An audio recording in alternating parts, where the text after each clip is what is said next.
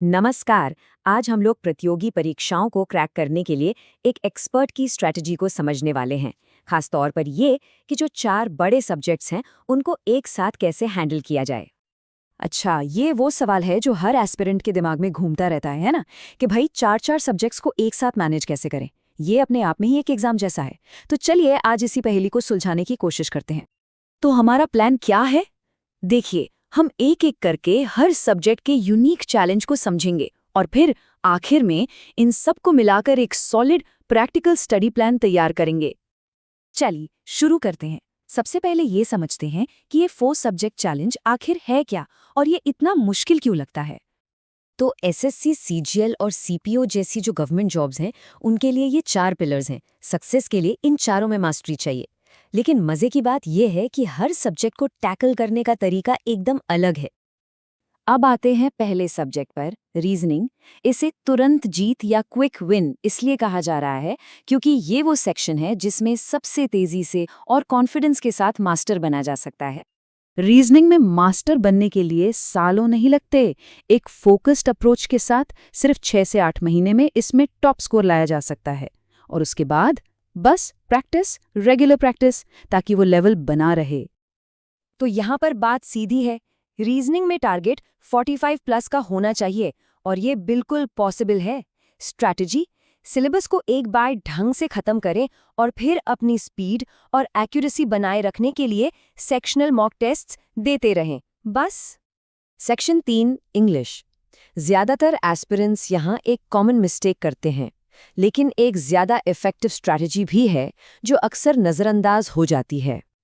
अब ये स्लाइड ये सच में काफी इंटरेस्टिंग है। जरा सोचिए, ज्यादातर कोचिंग सेंटर्स और स्टूडेंट्स अपना 80% टाइम ग्रामर पर लगाते हैं, लेकिन एग्जाम में क्या होता है, लगभग आधे सवाल मतलब 50% क्वेश्चंस सीधे सीधे वोकैबुलरी से आ जाते हैं।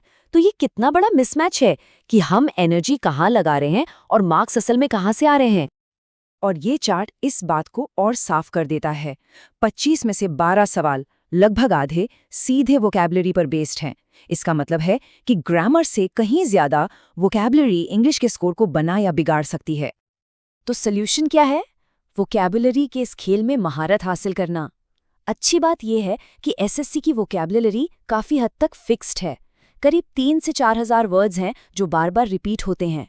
रोजाना बस 45 से 60 मिनट देकर इस हिस्से को रॉक सॉलिड किया जा सकता है। चलिए अब चलते हैं सबसे अनप्रिडिक्टेबल सब्जेक्ट पर, जनरल स्टडीज। ये सिर्फ मेहनत का खेल नहीं है, यहाँ लक भी एक बहुत बड़ा रोल प्ले करता है। यहाँ एक बहुत पावरफुल पर्सनल स्टोरी है।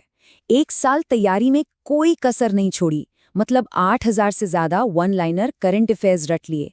स्टैटिक जीके का कोई कोना नहीं छोड़ा। मेहनत एकदम टॉप नॉच थी। और इतनी मेहनत के बाद नतीजा क्या निकला? 50 में से सिर्फ 8 नंबर। शॉकिंग है ना? है ना?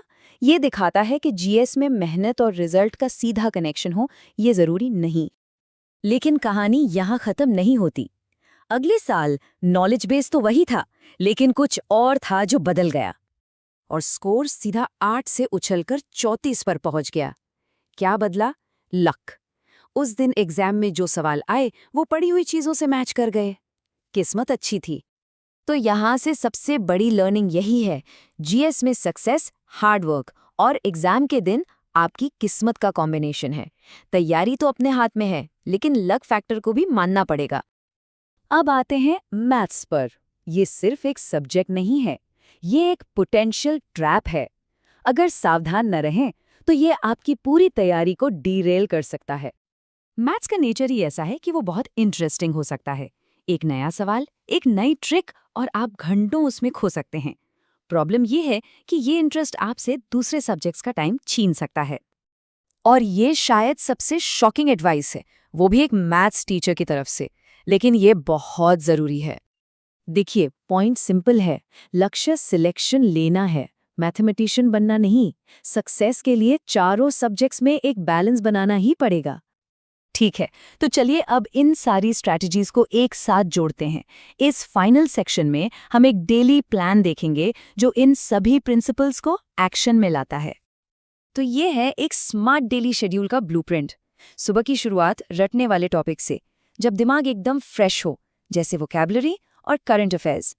दोपहर का टाइम प्रैक्टिस के लिए और शाम को मैथ्स जैसे डीप सब्जेक्ट्स के लिए रिजर्व कर दें। और सबसे ज़रूरी daily habit, previous year questions. इसे तो बिल्कुल नहीं छोड़ना है। यही वो चीज़ है जो नॉलेज को परफॉर्मेंस में बदलती है। तो आखिर में सवाल बस यही है, क्या सिर्फ हार्ड वर्क हो रहा है या स्मार्ट वर्क? घंटे लगाना एक बात है, लेकिन उन घंटों को स्ट्रेटेजिकली यूज करना वो बिल्कुल दूसरी। ये पूरा एनालिसिस इसी सोच को बदलने में मदद के लिए है, ताकि हार्ड वर्क की जगह स्मार्ट वर्क ले सकें।